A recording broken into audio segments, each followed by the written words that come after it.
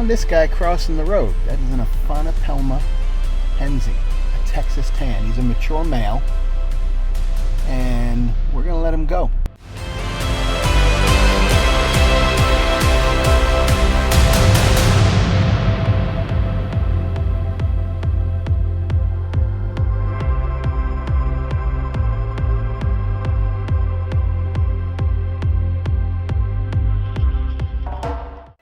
Alright, so we're at the Hot Springs Historic District. We're hiking this trail.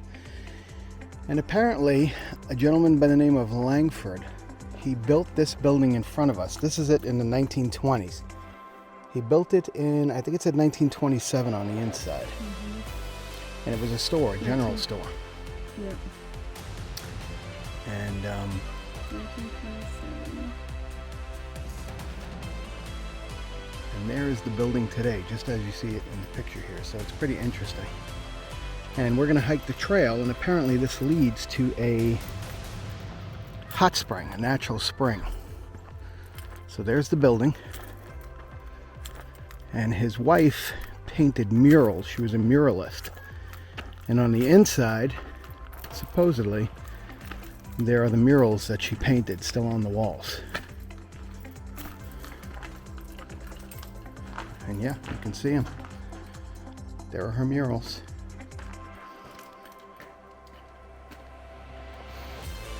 It says 1939 Maggie Smith ran the store, and she played a significant role in the lives of families on both sides of the river. So this is right on the Rio Grande.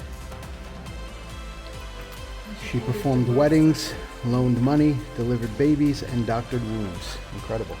And there she is at the counter in 1943. All right, you ready to hit the trail, honey? Mm-hmm. Let's do this. People from the other side of the river leave trinkets here, kind of like an honor system thing there. And this was the hotel, I guess.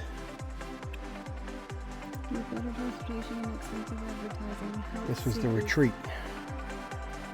So this was, all right, Cricket is leading the way, and we are on the Hot Spring Trail. Yeah.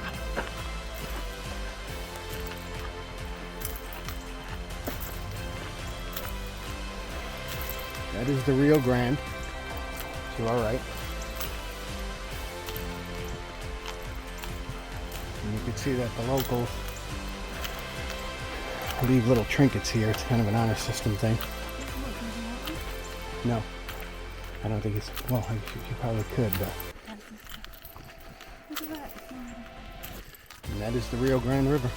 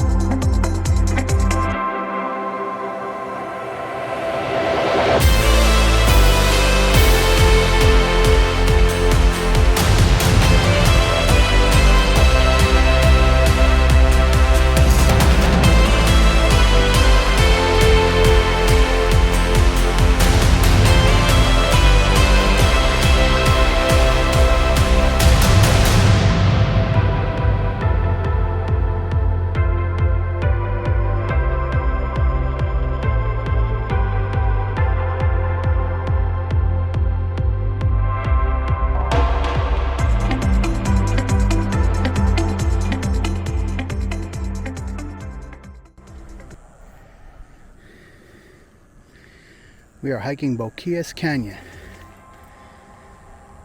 This is a short one, 1.4 miles, but it's uphill in the beginning. Crick gets PTSD. He's panicking. My legs are still burning. Let's follow Cricket up these steps. She still looks a lot fresher than she did the last time. And with the last one, the elevation was all on the way back. So with this one, you start off the elevation. This is beautiful. Look at that. This is so pretty.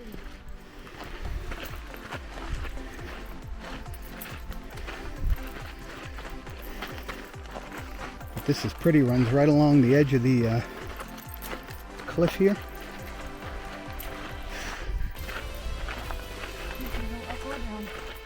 No, it's to the right. View. Vista is view.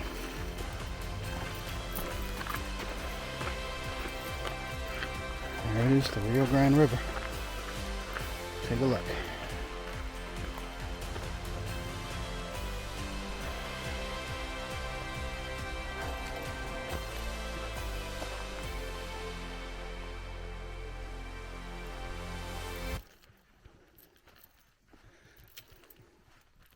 And this beautiful canyon is where the trail ends. Take a look at this. This is the end of the trail. Beautiful. There's the Rio Grande. Let me take some pictures with my phone here, honey. Alright, so let me tell you the story of these little trinkets here. So I have these little trinkets. So right on the other side of this of the Rio Grande, there's a little town called Boquillas, and it's a town of about 200 people. Very, very small population. Well, when the United States closed off its border, so the deal was the border, well, the park rangers had a thing set up where they would take you across the Boquillas in a little boat. And you could go to the village and you could get some food and drinks. But with COVID, they closed the border. So the only source that the locals have for income is selling these little trinkets. That's their sole way of making money now. So they leave them here, or they'll come across and they'll set them up. And our understanding is that the Border Patrol has been very lenient about allowing them to do it, because they're not only cut off from us, from the U.S., but they're cut off from most of Mexico because it's such a remote little town. So that's what you see here, are these little trinkets that they set up. And, you know, they're kind of letting them do their thing because it really is their only way of making any income.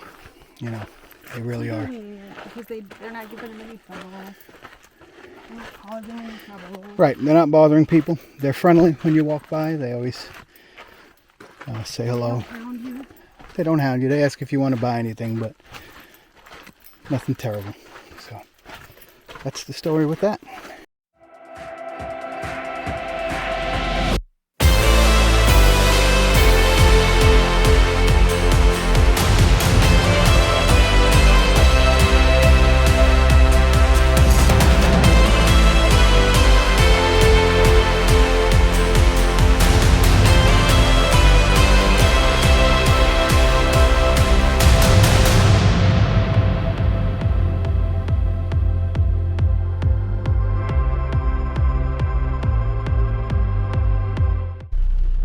So kids, we're at the Panther Junction Visitor Center, and we have had rain for about the last hour or so. Heavy rain, actually.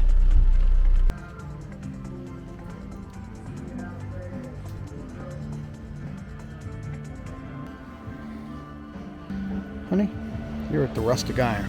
I am at the Rustic Iron. You're going to have Texas barbecue. No, biscuits.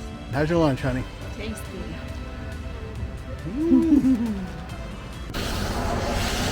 So we came to Lajitas, which is known for its mayor, who happens to be a goat. Yes, that is the mayor of this town. And this is his girlfriend, I guess. Yeah, or that's him and that's his girlfriend up there. I'm not sure which one. Nope, this is a girl. Not sure how it works, but this is the mayor of this town. So we're on our best behavior. How did we get up there? Okay.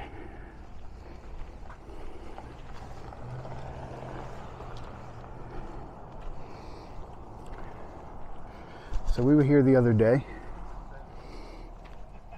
but we felt like this place would be better captured.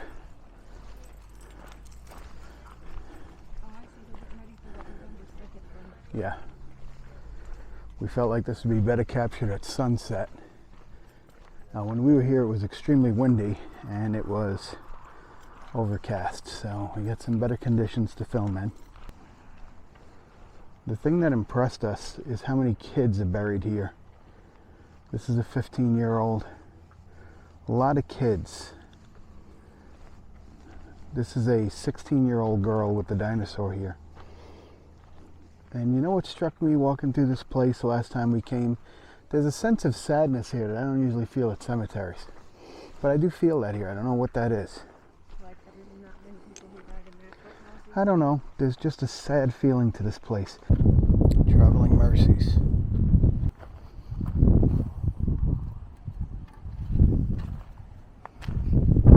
You know, I think maybe it's because this is not a fancy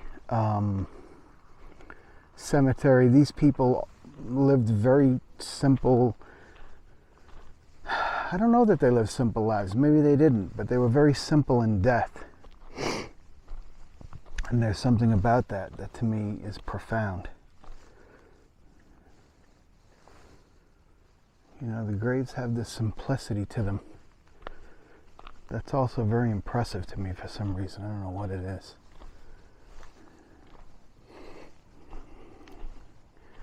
It's like you want to know their stories.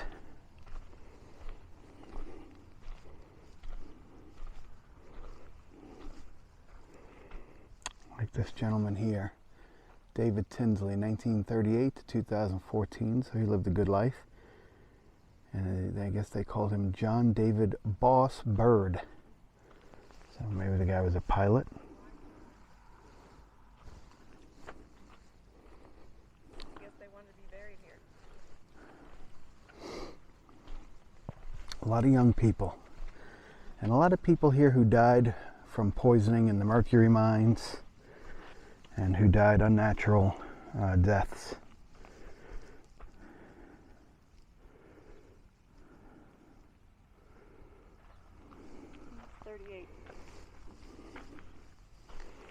See you downstream, my friend, it says. 68 to 21, so this person died this year. 53 years old, my age. Some of these could have been COVIDs too. Well, some of the more recent ones. Why Terlingua is on the stone, and I would assume that's something people probably asked him a lot. Why would you want to live here? But we get it. We get it.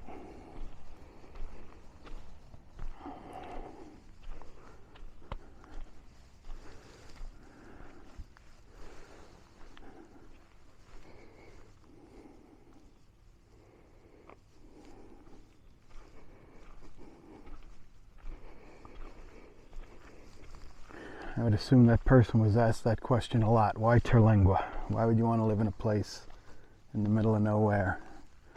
But the simplicity of the graves speak to that. This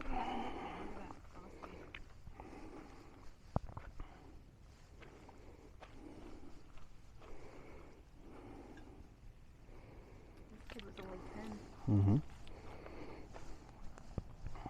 10-year-old kid.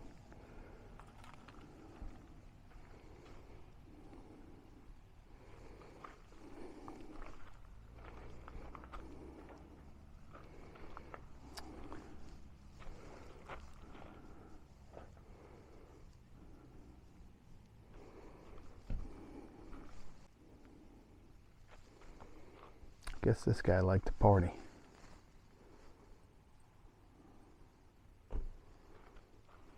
Edward Harlan Perrineau. A lot of people are born with beer. Buried with beer bottles. Mm-hmm.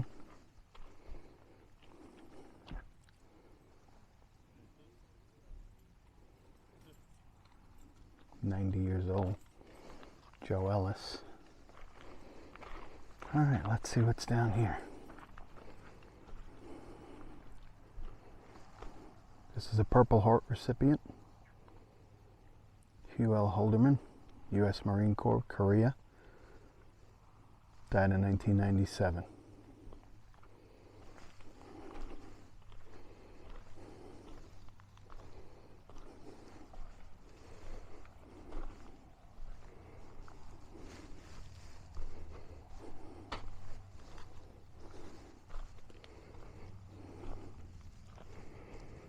Not sure what we have here.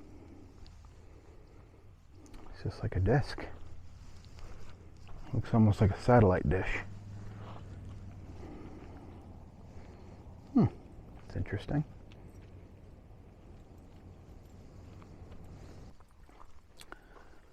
Not all who wander are lost. Derek Ammons. 1960 to 2016.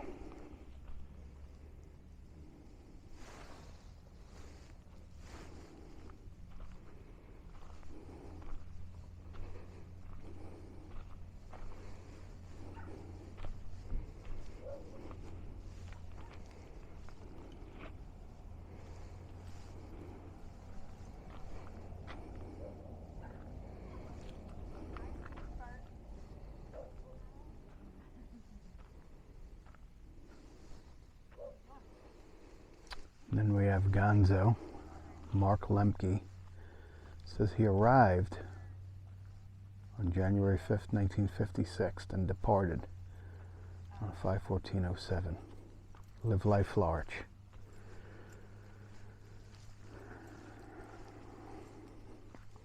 It's got a Colorado license plate, if that's any indicator.